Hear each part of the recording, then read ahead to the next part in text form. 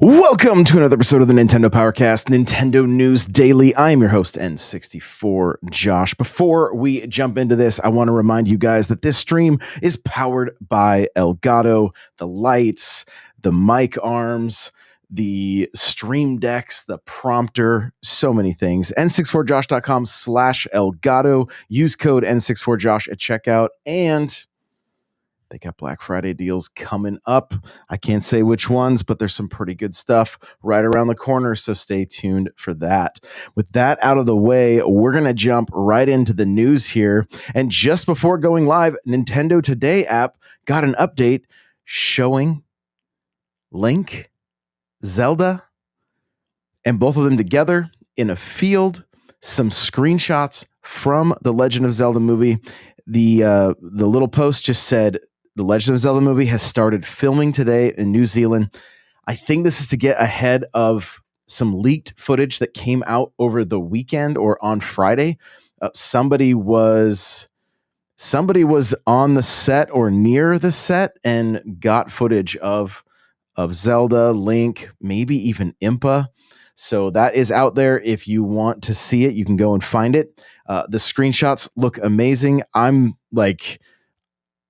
I'm kind of loving the costumes. Zelda's holding her bow and arrow, and she's got arrows on her back, and they both look great. Her ears look great. His ears look great. They look very elvish. I'm honestly hoping that it's high hopes, but I would love the Legend of Zelda movie to be in a similar conversation to Lord of the Rings. I know that's asking a lot, and so it may be asking too much. Those movies are like literally peak cinema, but I love the idea of this movie being something that is just so amazing and potentially in the same conversation as those movies. It's asking a ton. It is asking a ton, but that's what I'm hoping. And I'm hoping we see a handful of these movies. And I don't even know if it would be possible, but I mean, get Peter Jackson as a producer, like just have him come give a little bit of input, from somebody who really knows the genre. I think it would be incredible. So really, really excited about this movie. 2027, I believe it's May 7th, 2027. And there's I posted the pictures over on my on X, Facebook, and Instagram. If you guys want to see them, they're not the highest resolution because it's hard to get pictures from the Nintendo Today app. Nintendo should be posting them elsewhere at some point today. They just like to put them on their app first, so you can go and check them out there if you have that downloaded. Otherwise, like I said, you can go check out my X or my Facebook or my IG, and they are there. Moving through the news here, Donkey Kong Bonanza's next DLC in-game event swings into action next week. And I'm kind of want to get these the statues. I don't even know if I'm out of time on the last one, but I did attempt it, and I have yet to get both of them. You got to have a really, really good run, and so. But next week on the 25th, we're going to be seeing. Let's see who is it here. We've got. I want to make sure I get it right. Chunky Kong and Lanky Kong. So if you want to see more of these statues make their way to Kong Island, then you need to jump into this DLC and get some high scores on Emerald Rush. So the statues do look really cool. I will always wish there was more. I wish there was more to this, but it is kind of cool that they are dangling at least a small carrot over this DLC to have people jump in on the regular. It really shouldn't take a ton of time to get these statues, a handful of runs just to kind of get a feel for the mode, and you should have these statues unlocked. So really cool to see that they are continuing to support this game and that there's more content, albeit small, is still coming out. So love to see that, and really really cool. The main topic for today, guys, is going to be the Metroid Prime like review roundup, and I want to mention the footage that you are seeing is from VGC. So they put up like 20 minutes of footage of them just playing Metroid Prime 4. Go and check it out with, with the sound on.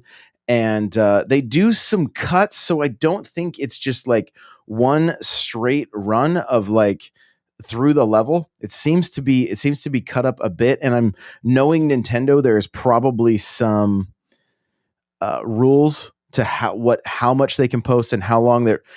I know, like, even when we were filming at PAX, it was like, okay, no more than like 2 minutes of this shot. Like, you can't just sit and film, even if it's over the shoulder, and then post that like that. They did not want that kind of stuff happening, and so just something to keep in mind. This may not be exactly how the levels play out. So again, because you see Miles at the opening shot, and then you get into where Samus is kind of by herself, and so just take it with a grain of salt. But if you're really wanting to see like what the game plays like more than just the overview trailer from Nintendo, some great footage from VGC over on YouTube. So highly recommend checking it out if you are as excited about this game as I am. Moving on through the news here, multiple Switch games get Switch 2 compatibility fixes. This is from Nintendo Life. Nintendo has been working to improve Switch game compatibility on Switch 2, and following a new system firmware update earlier this week, multiple fixes have reportedly been rolled out. Apart from the Xenoblade Chronicles X, which was highlighted earlier this week, many other titles have apparently received compatibility updates for Nintendo's new hybrid system. Now, keep in mind, it's compatibility. It's not necessarily any kind of an upgrade. It's just the fact that it will now run on the Switch 2. And in some cases, maybe it would run, but not perfectly. But the list is, we're getting there. We're getting there. It's got Abyss, Memory, Fallen Angel, and the Path of Magic, a Clockwork Keyline, Okana, Four Rhythms, Arcade Party, Assault Suit, Linos, Batman Arkham Knight, Genzo, I'm not sure how to say that one. Godlike Burger, Hitman 3 Cloud version, interesting. Karma Zoo, Model Debut, Sniper, Hunter Scope, They Bleed Pixels, Tokyo Zandu, Tohu Genso, Windjammers, which is one I know a handful of people like to play. Xenoblade Chronicles X Definitive Edition, and Nintendo has reportedly identified issues with some third-party titles, which will hopefully be resolved in time. But Doom plus Doom 2, Doom 2016, Captain Tsubasa Rise of Champions, and the sound not working properly in TV mode is Oddworld Soulstorm. So still a handful of games needing some fixes there, and honestly, like, I love seeing this. I love that there's getting more and more backwards compatibility is great. I do hope at some point the list of games that get 60 FPS updates, or the bump in resolution, all that kind of stuff, locked frame rates, like, I do want to see more and more of that.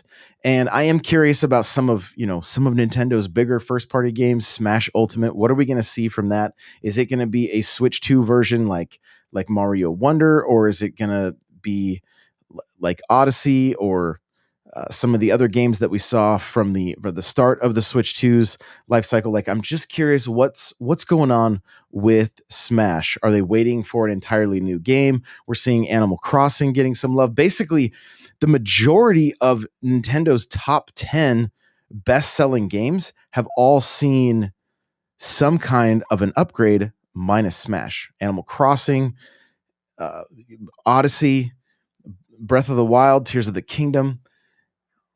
but nothing for Smash just yet. So I'm curious on what is going to happen in that department, and hopefully we find out soon. So if you guys have been listening to the PokeCast, you've heard me and Nico talk about stuff. Well, I saw a post from him on X. He had secured a copy of Red Dead Redemption at GameStop, a physical copy. And why is that important? Well, Red Dead Redemption Switch 2 release is a free upgrade for Switch owners. So we talked about Red Dead Redemption coming to Switch 2, but it is going to be free if you already own the game on Switch. So it says current owners on PS4, Nintendo Switch, or the digital backward compatible version on Xbox One will be able to upgrade digitally for free. Anyone who owns the PS4 version can utilize previous PS4 save data to pick up where you left off, and the Switch 2 players can continue with their previous save data from the previous Nintendo Switch console. So if this is a game that's already in your library, you're not going to have to pay for this upgrade at all, which I think is fantastic. Very much in line with what we were just talking about of seeing some more games get Switch 2 upgrades. And honestly, I may hop over to GameStop and see if I can't find a physical copy myself, knowing that it will get the upgrade for free. So we'll just have to wait and see. I'm not sure what my store will have, but I may do a little game hunting this week just to see if I can snag myself a physical copy of Red Dead Redemption also. But really cool to see that it is going to be getting a free update if you already own it. And here's some of the stuff that's going to be with the Switch 2 version. It will come packed with the complete single player experience of both games, and also include bonus content from the Game of the Year edition. Additionally, it features support for DLSS, HDR, mouse controls, and the same fluid 60 frames per second gameplay at high resolution. So very cool to see that Rockstar is still supporting this game. I'm still hopeful that we see the second one. The end of the article here from Nintendo Live says, in some other news, the rumor about Red Dead Redemption 2 potentially coming to Switch 2 has also resurfaced this week following the latest announcement, with the same podcaster and YouTuber Nate the Hate claiming it's still happening. So that would be great. And you guys know that I'm a big fan of complete like having access to all of the games in a series. I'm a huge fan of that. So great to see that that Red Dead Redemption 1 is getting getting the upgrade for Switch 2, and hearing that Nate the Hate says that Red Dead Redemption 2 is still on its way, I think is fantastic. So hopefully that happens, because I know a lot of people really love that second game. I've seen a handful of people that don't, but even I had a physical therapist after I got into a car accident. That's all he wanted to talk about. He was like, "Oh, you play games? Do you like Red Dead Redemption 2?" And he just went on and on and on about that game. So really funny stuff there. But I've also just seen some crazy clips of that game, and it looks really cool. It looks really cool. It looks like a world you could really lose yourself in. So it's one that I want to try eventually. Well, that's going to do it for the news. We're going to jump into our main topic here, which is going to be the Metroid Prime 4 preview roundup. Here we go.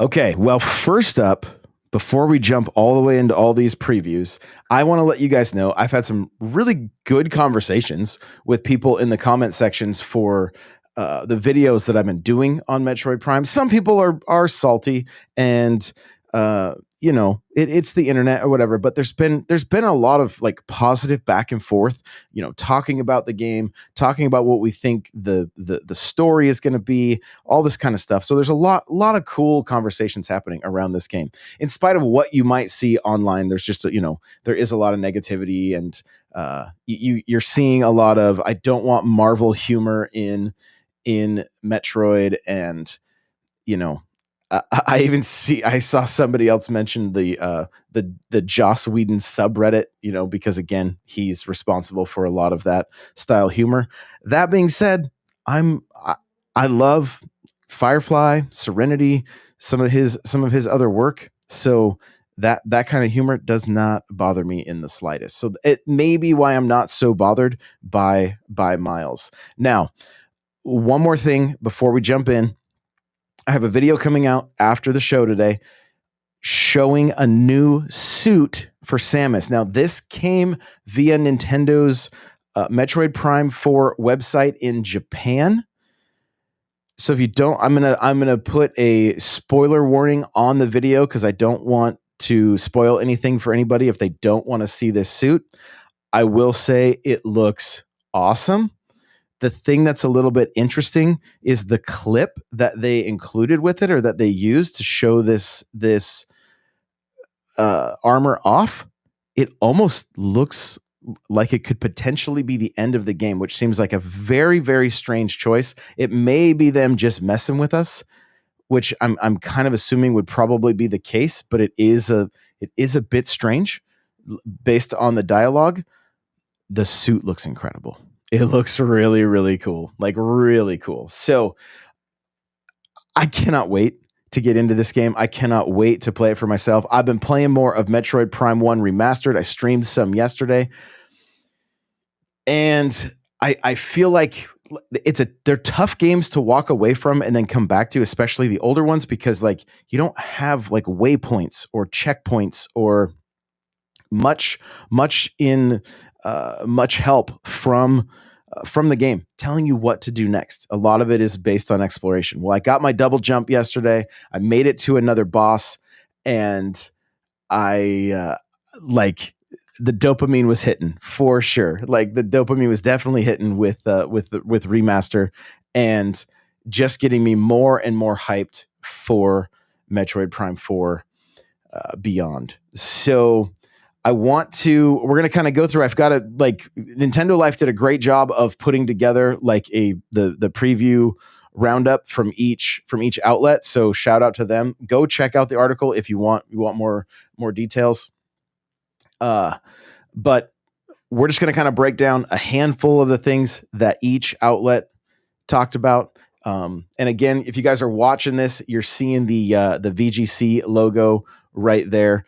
Make sure to go check out this full video because it's really, really great. Just kind of getting to experience the first section, or what these outlets got to see. So from Alex at Nintendo Life, he says, one of the biggest and most important parts of the Prime series and the Metroid series as a whole is the feeling of isolation, loneliness, and that you're being forced to fight against the environment that doesn't want you there to begin with. That notion is entirely destroyed once you introduce a character that blathers away at you incessantly.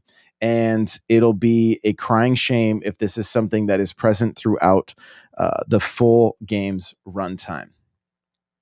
I'm going to go through a few more of these, and then we'll touch on some of this stuff. So the article continues, but Alex wasn't the only one to share his preliminary thoughts on the game today. Quite the opposite, in fact. Other outlets have also had the chance to play through an early section of the game, and we've assembled the following roundup to see what a selection of them made of it. First, we have Eurogamer. Says, I enjoyed the puzzles, the shooting, and very much appreciated the game's control options and visual flair. A huge amount of trepidation about Metroid's usual glorious atmosphere being wrecked now runs, I think, runs through that anticipation, though, like lettering through a stick of a seaside rock. So I feel like this has typos in it. Like being wrecked now runs through that anticipation, though, like lettering through a stick of a seaside rock. I don't even know if I know what that means. But again, they're talking about Miles. All right. IGN. This is from Logan. He said, classic Metroid Prime exploration and combat, an intriguing setup, gorgeous art direction, great technical performance on Switch 2 are coming together to create an adventure that likely won't redefine Metroid in any meaningful way or live up to the unrealistic hype built by nearly a decade of waiting, but one that could serve as a great return for a sub-series that hasn't seen a new mainline entry in 18 years, as long as annoying sidekicks don't keep getting in Samus's way. VGC worries about these features ran even deeper, with the outlet's preview cautiously warning that the opening section didn't feel much like Metroid at all. What Metroid Prime 4 is seemingly trying to be is a far less interesting and more dated type of first-person action game with none of the mood the series is known for. Okay, so thankfully it's not all doom and gloom, they say, with GameStop. Didn't find Miles McKenzie nearly as annoying as other outlets, even going as far as calling him enduring, and instead focused on much of the previews Samus's cool new psychic powers. Nintendo and Retro Studios appear to understand the fundamental core of what makes a Metroid Prime game, with satisfying exploration, tense combat puzzles, meaningful new abilities that change how you look at the world. Games Radar said that Metroid Prime 4 Beyond demo I played then suggests an unexpected direction for the Metroid Prime series, possibly more whimsy than isolation. It's nothing like what I expected, but with the demanding life Samus has lived, I'm glad for all the butterflies she can get. Lastly is Polygon. It said Metroid Prime 4 is not just a rehash of Retro's original run. It's a tonal divergence, a bit sillier in places, a bit more gruesome in others. But Metroid Prime 4 still plays the series' greatest hits. And so, obviously, mixed previews here from many of these outlets. If you guys listened to the episode we put out with Johnny, he went hands-on as well. He had a good time with it. Watching the preview after just playing through or playing some of Metroid Prime Remastered, this looks like something that, like, exactly like I want. Like, I am very, very excited for it. And I will tell you guys straight up, if this game disappoints me, you will hear about it. Like, you will hear about it. But I want that more cinematic experience from the Metroid series. I do. Like, I feel like Breath of the Wild, Tears of the Kingdom, a bit more cinematic, not quite to the point that it's like the PlayStation level of cinematic, which I don't think is a bad thing. I think there is a place for that, albeit, they do turn into what, like, walking simulators. But I'm hoping the addition of characters means much better story. To be completely honest, to just jump back into another Metroid game that would have been nothing more than just Samus on this world, it probably still could have been fun, but I have a feeling it would have felt very dated. I feel like what they are doing currently with Prime 4 is bringing it into the modern era of gaming, and we see some of that from what the previewers all some of them, it's mixed. It's honestly mixed. Granted, they played one level. Now, one of the things that I want to focus on just a little bit is the overview trailer and even what you're seeing on screen right now.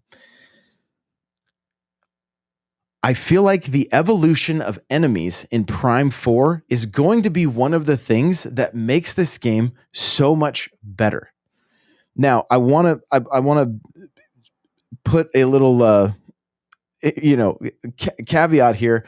I played all of 1 back when it came out. I played probably half of 2, and I did not play 3. So there may have been some enemies that were like this in the last one that I missed out on. A huge Metroid fan. I've played all the 2D ones through to completion. I just got stuck in 2 to the point that I was like, I don't want to start over.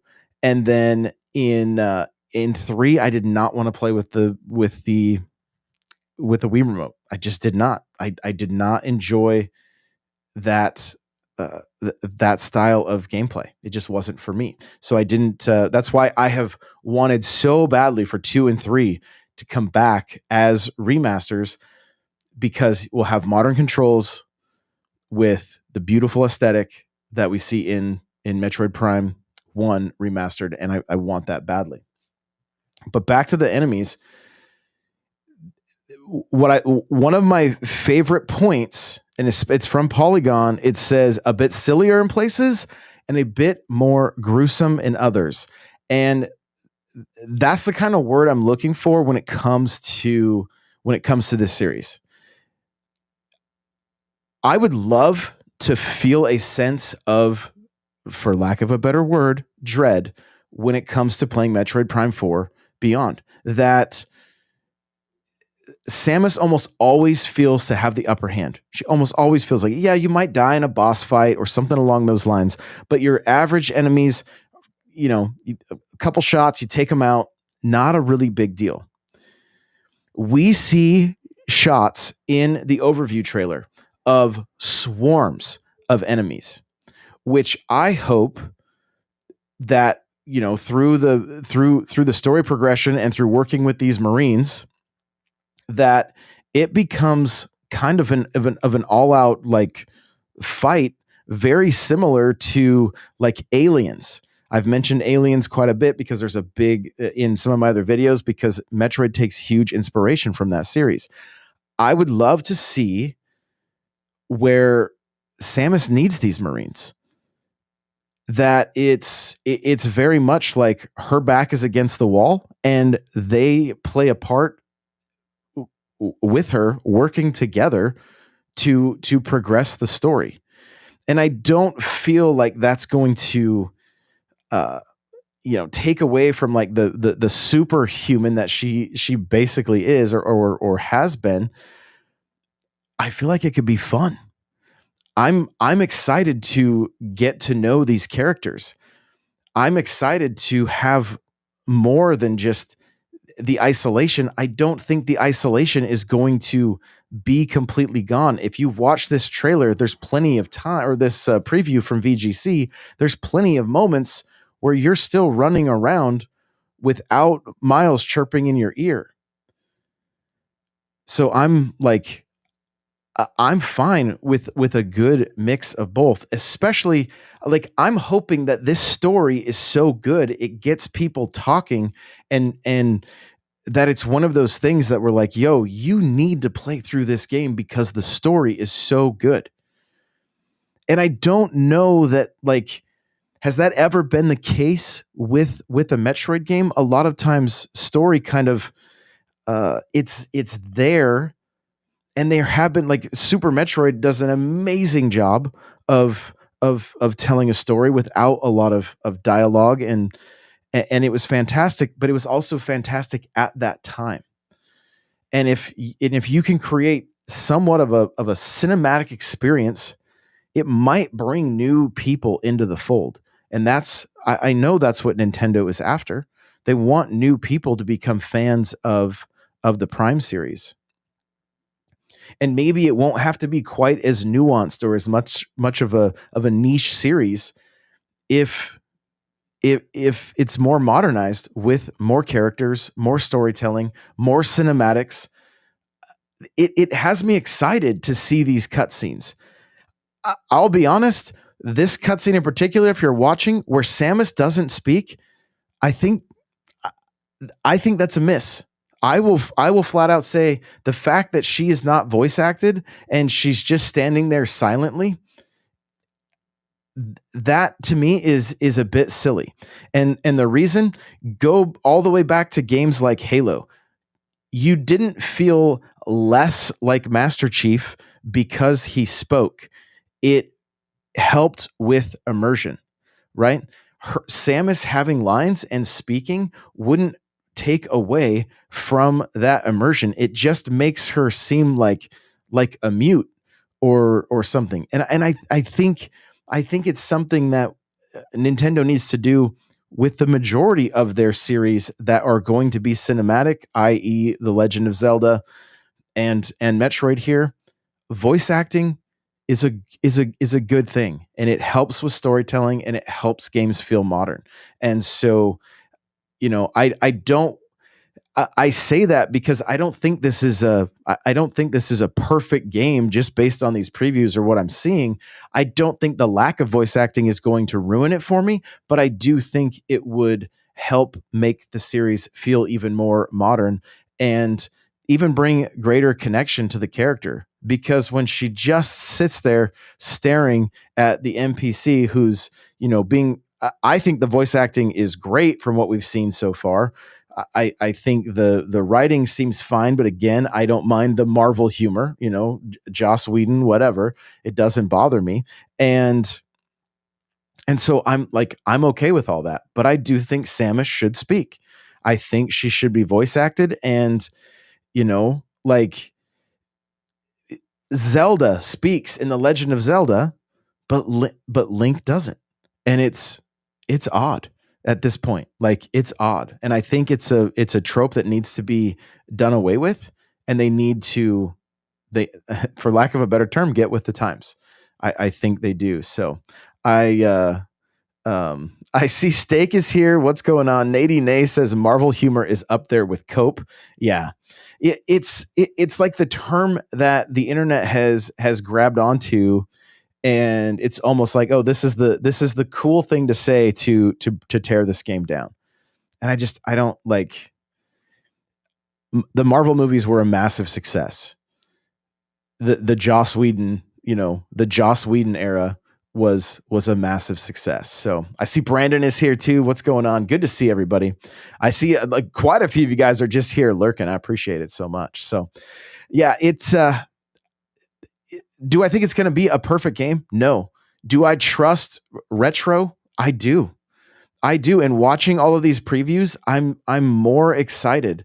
And like I feel like Nintendo's trying to showcase how they're moving the series forward, and a lot of these people that previewed it just want to play another version of the first game.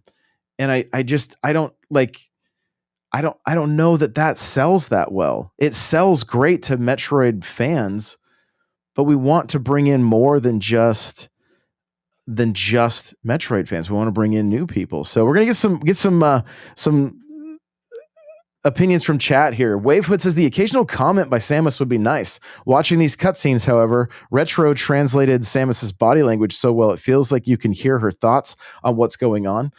And I would agree with that. I actually laughed when Miles said something, and Samus is just like millennial, what is it, the millennial stare or whatever, just not saying anything back, also had some humor to it, right? So I don't know that it's